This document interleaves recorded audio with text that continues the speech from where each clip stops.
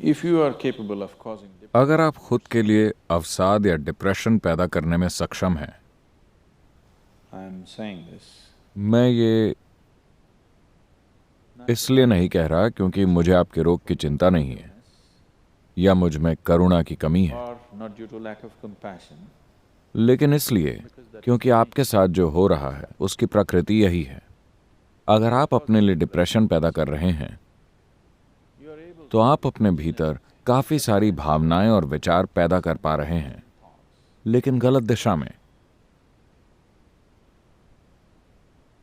अगर आपके पास किसी चीज के लिए बहुत गहरी भावनाएं और तीव्र विचार न हो तो आप डिप्रेस नहीं हो सकते।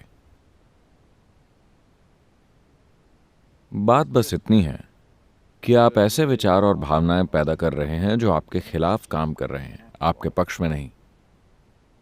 तो आपके पास खुद के लिए डिप्रेशन पैदा करने के लिए जरूरी शक्ति है। because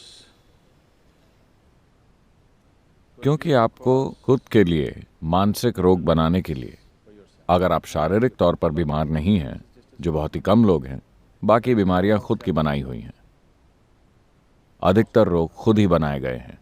कुछ लोग शारीरिक रूप से बीमार हैं, उनके पास कोई चारा नहीं है। ये सब जेनेटिक और दूसरे कारणों की वजह से अपने भीतर से ही पैदा हो जाते हैं। almost everybody here, यहां मौजूद लगभग सभी लोगों को अगर हम train them एक खास तरह की विचार प्रक्रिया और भावना के साथ प्रशिक्षित करें और उन पर बाहरी हालातों से भी थोड़ा दबाव डालें, तो लगभग हर कोई अपना मानसिक संतुलन खो देगा। balance. They will become वो क्लिनिकल तौर पर बीमार हो जाएंगे। उन्हें पागलपन तक ले जाया जा सकता है, because क्योंकि विवेक और पागलपन के बीच की सीमा रेखा बहुत बारीक होती है। लोग अक्सर इसे ढकेलते रहते हैं। आप गुस्सा हो जाते हैं, आप इस रेखा को ढकेल रहे हैं। you're pushing the line. यह रेखा बहुत ही बारीक है। वास्तव में जब आप गुस्सा होते हैं, आपको पता होता है कि आप इस रेखा को ढकेल रहे हैं, इसलिए आप कहते हैं, मैं किसी के ऊपर गुस्से से पागल हो रहा था। आप किसी और के ऊपर गुस्से से पागल नहीं हैं, आप बस पागल हो रहे हैं। आप किसी और पर गुस्से से पागल नहीं हो सकते। You just pushing आप बस अपने विवेक की सीमाओं को लांघ रहे हैं और पागलपन की ओर बढ़ रहे हैं। आप कुछ समय तक ऐसा कर रहे हैं और फिर वापस आ रहे हैं। एक काम कीजिए, हर दिन ये करके देखिए, 10 मिनट के लिए किसी के ऊपर बुरी कदर गुस्सा करें।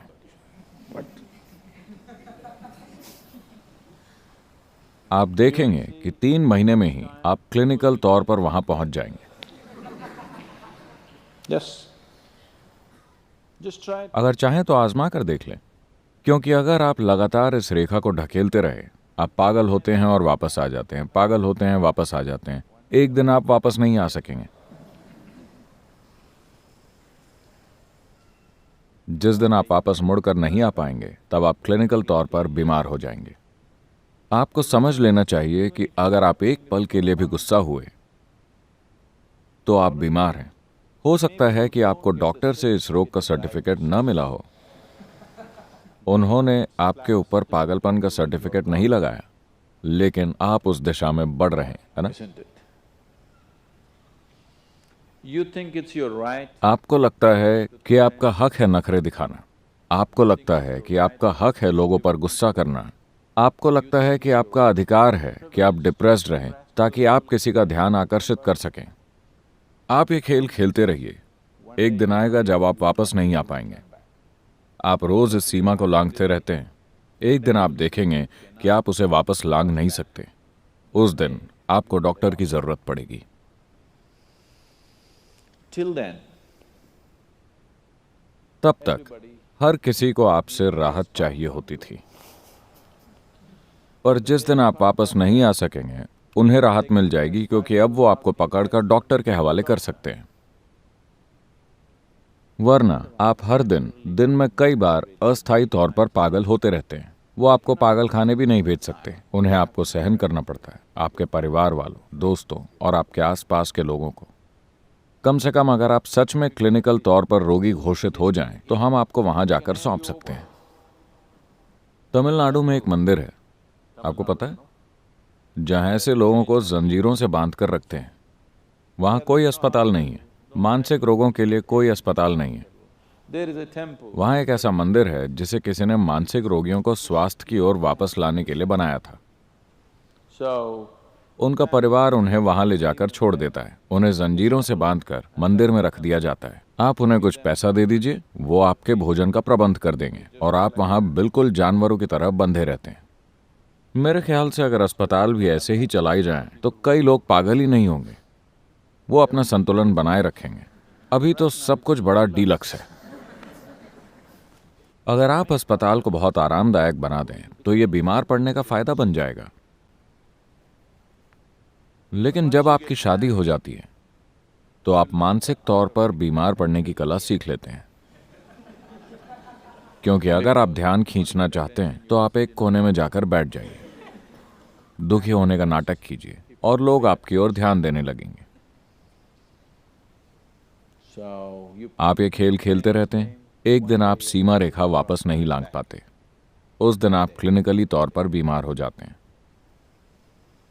unfortunately, अफसोस की बात है कि कई तरह से, सिर्फ उस तरह से नहीं जैसा मैंने अभी कहा, कई अलग अलग तरीकों से मैं कहूंगा कि इस ग्रह पर लगभग 70% बीमारियां, हर तरह की बीमारियां खुद से पैदा की गई हैं। अगर आपको कोई इन्फेक्शन भी हो जाए, अगर आपको अपने शरीर और मन को एक खास तरीके से रखना आता है, तो आप पर वो वायरस या बैक्टीरिया उस तरह अपना असर नहीं दिखाएगा जैसा वो किसी और के शरीर पर दिखाता है। अगर आप स्वयं को इस तरह से तैयार कर लें कि भले ही कुछ भी हो जाए, वैसे भी मुझे जाकर ये और ये और ये काम तो करना ही है, उसमें मैं रुकावट नहीं डाल सकता। the last 29 years, पिछले 29 सालों के दौरान मैंने एक भी कार्यक्रम इसलिए रद्द नहीं किया है क्योंकि मुझे बुखार है, मुझे जुकाम है, मुझे ये है, मुझे वो है। इससे कोई फर्क नहीं पड़ता कि क्या हो रहा है। आपको जो करना है वो तो आपको हर हाल में करना ही है, आप उससे मुंह नहीं मोड़ सकते, या तो अपने खुद के समर्पण के कारण या अपने बॉस के कारण। किसी भी कारण से अगर ऐसा होता है तो आप देखेंगे कि आप अक्सर बीमार बिल्कुल भी नहीं पड़ेंगे, क्योंकि अगर आपको बुखार है फिर भी आपको जाना ही होगा।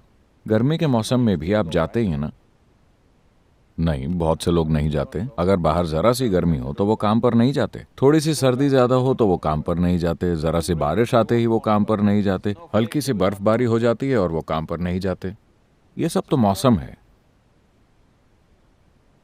so for every change in मौसम के हर बदलाव के साथ अगर आपके पास कंबल ओढ़कर लेटने का सुख है, अगर आप ऐसा करने लगे तो आपका शरीर बीमार पड़ना सीख लेगा, जितनी ज्यादा बार हो सके उतनी ज्यादा बार।